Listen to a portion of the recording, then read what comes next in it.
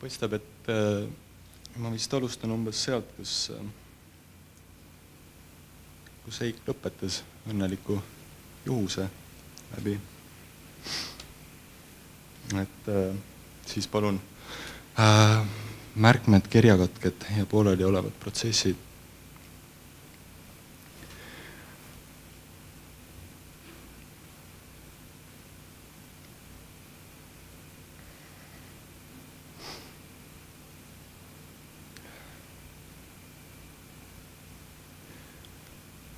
Voli avalikult endast rääkida on suur privileeg. Endast räägin ma ju alati nii varjatult mingite tehnikate ja diskursuste läbi, kolmanda isiku selja taha peitudes. Samas ei saa öelda, et praegune asetus või häälestatus mu olukorda kergendaks. Sest nii avalikult endast rääkides tuleb ju tahes-tahtmata ilmsiks, et ma endast, oma kirjutamisest suurt midagi ei tea. Ja kui mu kirjutamine ise ongi ühelt poolt selle teadmatuse, selle enesekohase võhikluse hüvitamise katse, võib see ühtaegu olla katse seda teadmatust nimelt peita, kinni mätsida. Ühalt eneseteadlikkuse huvides, teisalt enese eest ja vastu. Kui ma väga võimlema kipun ja mikrofonist eemale liigun, siis andku keegi mulle märku. Seda loengu sutsakat ette valmistades otsustasin ma, et hoidun vähegi konkreetsetest kõrvutustest kirjutaja ning arhitekti tööprotsessi vahel. Kuna kardetavasti ei tuleks sellest välja midagi vähem lamedat, kui see nii palju leierdatud raamatu võrdlus majaga. Niisiis räägin ma vaid sellest, mis on minu kirjutamine, kuid soovin väga, et kogu mu edasisest jutust selle ümber, kuidas kirjandus ei ole raamat, oleks ühtaegu mõistetud seegi, et arhitektuur ei ole maja, vaid protsess. Erinevalt sellest, mida sisendavad valmis toodangut ja siis tootmisjääki, reprodutseerivad pildiajakirjad ja raamatud. Üks, mis tuleb kohe hakatuseks selgeks teha, on see, et siin üles kirjutatud ja ette kantavas tekstis oma toorusse tardunud käsikirjadest kõneldes ma kirjutamise protsessist loomutruud ettekujutust anda ei saa.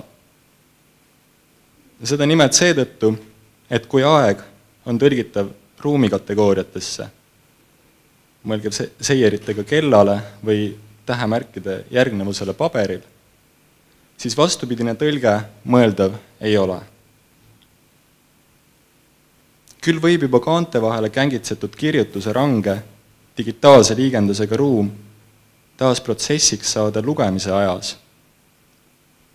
Olles selle õnnelikul juhul kõike muud kui tõlge, kõige paremal juhul ka mitte tõlgendus, vaid seda niinimetatud kroonose aega tühistav lugemise mõnu, puhas protsess. Kindlasti ka ei saavuta seda kirjutamise protsessi vaatlev ja küsitlev kirjeldus, nagu siinne ja praegune, üleeilne siis õigupoolest, mille kirjutasin mitte kirjutuse hoolimatut olevikku silmas pidades, vaid toonase ülehomse tarvis, mõistes ta tahkesse ja asjalikku minevikku juba siis, mattes ta elusalt, lastes tal surnud sündida. 3. sissejuhatus. Minu edasine jutt on ette, üle ja eemalt vaatlik. Kuidas ma kirjutan? Ma kirjutan käsitsi. Kirjutan pastakaga paberile Kohila 36-lehelise ruudulise kaustiku sisse. Käsi ning pastakas selle pikendusena pole instrument, instrumentaalsus asub mängu alles käsikirja digitaliseerides. 10 sõrme, igaühel omad klahvid. Siin tahan ma aga kohe ümber lükata selle naiivromantilise kujutelma, nagu tagaks sel teel saavutatav lühiühendus. Käsitsi kirjutatud tekstile arvutil doksituga võrreldes mingi ehedama, mingi arhailisema loomulikkuse. Ei.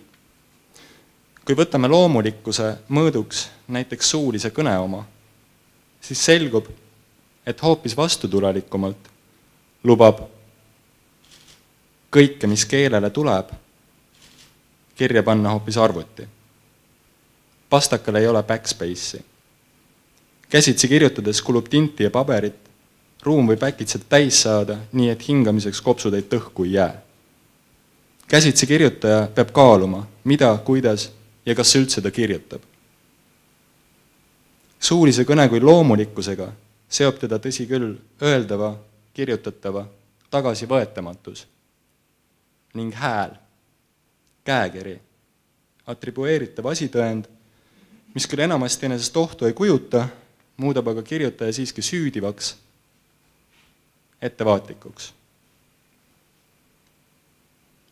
Kas peaks see siis nüüd tähendama, et käsitsi kirjutajal on arvutil doksijast on ta automaatselt ka kuidagi vastutustundlikum või vastutusvõimelisem? Nii kaugele ma arvan, et ei maksaks minna, sest kuna see, mis viirastub vastutustundena, võib vähemalt minu puhul varjata endas hoopis tahtejõuetust. Hirmu, et kui istun kohe arvuti taha, siis annangi sellele, mis keelele tuleb, paratamatult järele, pole mõttega asja juures ning sellest, millest võiks kohe asja saada, võib asi üldse saamata jäädagi. Aga selle hirmu üle ma pikemalt ei juurde ja vist ka loomulikkuse küsimus oleks targem sinna paika jätta. Kuid tagasivõetamatusega, mida ma nimetasin käsikirjutamise üheks eripäraks, tahan ma jätkata. Sest tagasivõetamatus, ümberpööramatus on ju nimelt see, mis defineerib protsessis tõelise sündmuse. Kirjutamise sündmusele ma näppu peale panna ei saa. Kirjutatud on, kuid välja arvatud dokumentaalsete tekstide puhul ma ei mäleta, kus ma olen ühe või teise teksti kirjutanud ning täiesti müstifitseerimata, veel enam, veel vähem, ma ei mäleta, et ma olen selle kirjutanud. Lõplik tekst, nagu öeldud, on asjalik. Tal on algus ja ots, saba ja sarved. Kuid peaaegu kunagi ei ole kirjutamine alanud seal, kus algab tekst. Ma olen sellest lootusetult lahutatud, mul puudub võimalus seda käsikirjastki järele kontrollida. Sest ka käsikiri, justkui enesele aru andes, et on juba vägivaldne ruumistamine, tõlge, ei anna mulle algust mitte kaustiku esimesel leheküljel, vaid on selle peitnud kuhugi keskele. Võib-olla oma enese võimalikku viljatust aimates nimelt kõige keskmisele leheküljele, mille võib klambrite vahelt välja rebida nii, et vaikuse murde kohast jälge ei jääkski. Aga võib-olla hoopis illusioonis, et kui kirjutuse algus paigutub teksti keskele, kobatab ta kaustiku poole peale asetatuna ehk täpi pead sinna, kus ta lõppude lõpuks olema peab. See illusioon luhtub juba ette. Endastki mõista. Mõista sõnadest poole peal. Sest poole peal pole mis tahes protsess üksnes selle ajalis-ruumilises keskmes, vaid peaaegu lõpuni. Kuni käsikirjale pole pandud punkti ega ole digitaliseerima asutud, on kirjutamine alati ikka veel pooleli. Taim kasvab keskelt, nagu ütleb Kafka. Kasvab kahele poole laiali, kasvab siin-seal iseenesele sisse, läheb puseriti, põikab leheservadele ridade vahele ja uutest ridadest tekkinud reavahedesse, joonealustesse ja joonealuste alustesse. Ma seon teksti lahmakaid kokku nagu palgiparvetaja palke, ühendan noolte ja juhuslike leppemärkidega. ma kirjutan sinna, kuhu mahub ja viimaks sinna, kuhu ei mahu. Ja ma põgenen oma käsikirjast nagu naine uppuvast laevast. Või miks mitte, nagu majast, sest käsikirja lõpetades olen pidanud jõudma kuhugi välja. Ma panen punkti, vaatan selja taha ja see maja on leekides. Digitaliseerimistöö, mis nüüd algab, seisnebki põlengusse tagasi sukeldumises ja võimalikult kiires otsustamises, mis võtta, mis jätta. Kiires valikus väärtusliku ja ülearuse vahel. Ja kui käsikirjad ei põle, ja nad tõesti ei põle, siis seda sellepärast, et nad on ühes tules juba karastunud.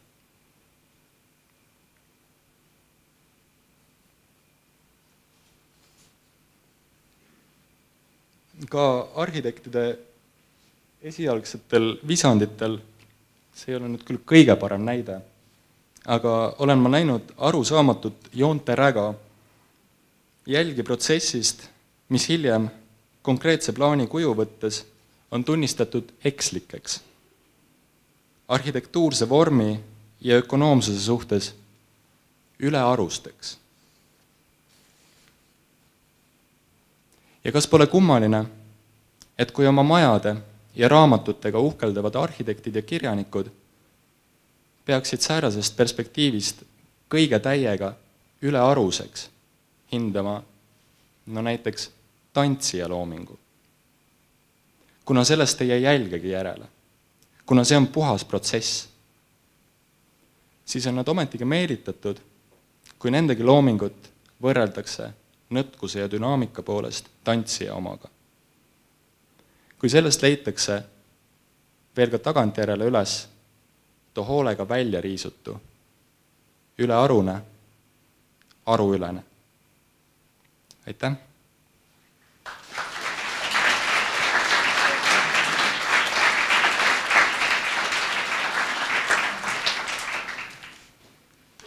Tänan.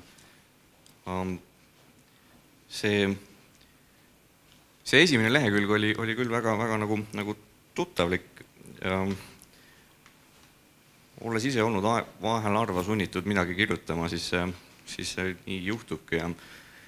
Ja see on nagu, aga mitte sellest ei peaks ma rääkima, sest ma ju tegelikult ei kirjuta eriti. Aga et see joonistega on nagu sama lugu. Mõned minu kolleegid suudavad olla väga süstemaatilised ja nende joonised nende failid on puhtad. Seal ei ole eriti palju leveleid, sest levelitel on õiged nimed ja nendel levelitel on nagu suhteliselt täpsed ja selged jooned.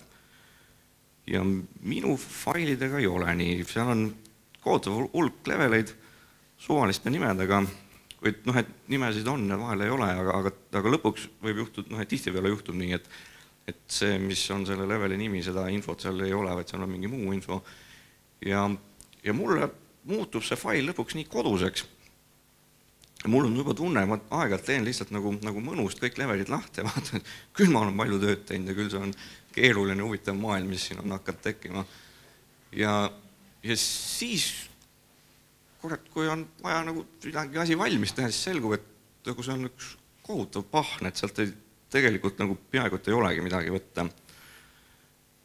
Ja see on, aga ometi minu jaoks on väga raske neid faile puhastada ja seda süsteemi hoida. Et mul on siuke tegelikult väga lihtne küsimus, et kas see mustand osutub teinekord ka nagu petlikuks? Või ta on ju tegelikult läbi töötatud, seal on väga palju vahele, peale, üle ja enne ette taha kirjutatud. Et kas see, kui sa nüüd arvad, et sa seda hakkad digitaliseerima, kui tihti sa pettud või kas seal on, millal sa nagu aru saad, et ühel hetkel sa ei mahu rohkem kirjutama lihtsalt sinna? Millal sa aru saad, et sa nüüd võiksid selle valmis puhtaks teha? Kas see on umbes see sama küsimus, et millal valmis on? Vist isegi on, jah. Ma alguses mõtlesin, et ei ole, aga vist kipub olema sama küsimus. No valmist on enamasti veel enne või kuidagi see äratundmine, et miski on valmis, see saabub enamasti isegi selle pooleli oleva protsessi poole peal, et kuigi see on lõpuni pooleli ja poole peal, siis mingil hetkel seda ei tohi nüüd endale sundida, muidu võib kõik lörri ajada, aga juhtub ikka nii, et tabab tunne, et nii, see on nüüd valmis. See võib täitsa alguses ka juhtuda. Vaevalt paar rida on kirjas ja see on juba valmis ja siis muutub ka edaspidi kirjutamine hoopis vabamaks. Aga siis ta nagu jõuabki sinna kohta, kus sa nagu arvasid, et ta jõuab või teinekord mul on ka olnud niisuguse olukorda väga tihti, kus ma arvan, et nüüd on projekt valmis ja järgmine hommik on niisugune tunne, et seal ei olegi nagu mitte midagi. Aha, kusjuures selles osas, et kas ta siis jõuabki sinna, kuhu ta jõuab, jah, või kas see on ette teada, et ta jõuab sinna, kuhu jõuab. Paljudel puhkudel küll on tõesti põhiline fun asja juures see, et kui sa tead algusest peale, kuhu mingisugune tekst välja jõuab, sul on algus ja lõpp käes, siis just nimelt sul on vastused käes ja nüüd tuleb leida muutujad, eks ole, või tuleb leida X-id. Ja siis sinna vahele enda ära eksitamine, see on see kõige põnevam osa. Aga sellega juhtub ka, et see vastus tegelikult seeläbi ei olnud seesugune, kui sa need muutujad oled üles leidnud? No jumalale tänu ikka juhtub, jah. Kas on küsimusi veel?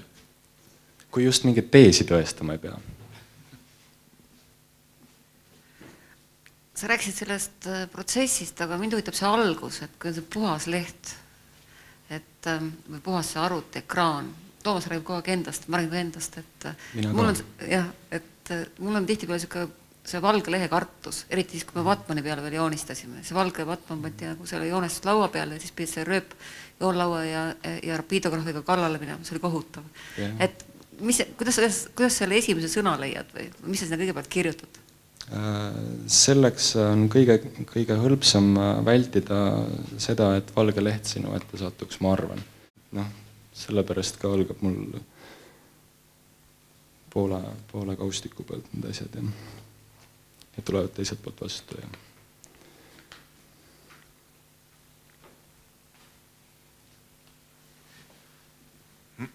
Küsiksin sedaviisi, et endast kas nii ei ole maja või kirjutamise puhul ükskõik, et kui asi väga selge on, kuhu ta jõuab, et siis huvi ära kaob?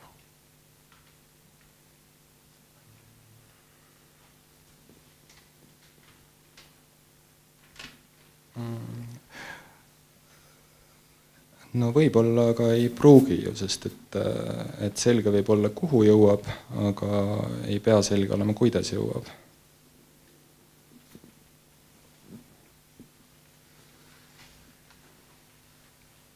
Jah, palun. Mõni aeg tagasi oli siin Tallinnas Niimeeri näitus, kus olid arhitektide sketsid, tähendab tema sketsid. Ja nende sketside taga oli siis tegur, mis näitas, et ta tihti peale väga rangelt ei pidanud oma algusideest kinni, vaid mängis sellega. Samaaegselt ütlevad vanad ladinlased, et kirjutatud sõna jääb. Kas te olete kuidagimoodi iseenda vang, kui te olete midagi juba kirja pannud? Kas seda enam saab muuta? Kui palju see võimalik on sellega mängida?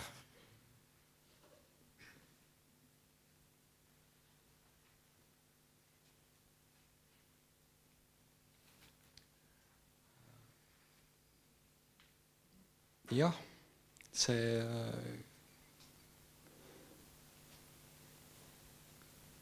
sõnastus on vist isegi päris täpne, et mingil määral sa oled küll vang, jah, kui sa oled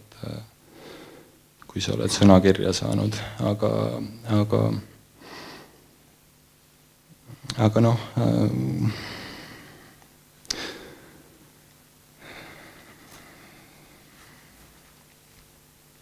no kui me võtame näiteks, kui me mõtleme arhitektuursete visandite peale, siis ma küll seda Niemeyeri näitust ei näinud, aga mul on selline ettekujutus, ma oleks justkui näinud päris palju just mingit sellist võsa nendel visanditel ja mulle tundub, et no see, kuidas see lõpptulemus sünnib, kindlasti arhitektid paluksid mul viisakalt suu sulgeda praegu, aga et see võiks olla justkui nagu selle lõpliku vormi välja joonistamine sellest algsest võsast, eks ole, et kõik jooned on tehtud, kõik nad on ekslikud, eks. Ja siis lõpuks see viimane vorm joonistatakse välja nendest erinevatest ekslikest vormidest. Et kirjutamise juures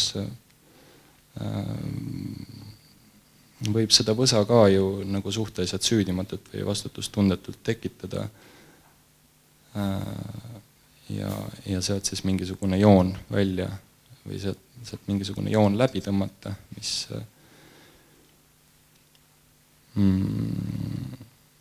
mida teised ka lugeda saavad, aga jah, see vangistuse küsimus on Tooti vägagi terav. Mina arvan, et rohkem küsimusi ja aja tõttu ei saa esitada. Suur tänu, Anti, meil on siuke pidulik kingitus.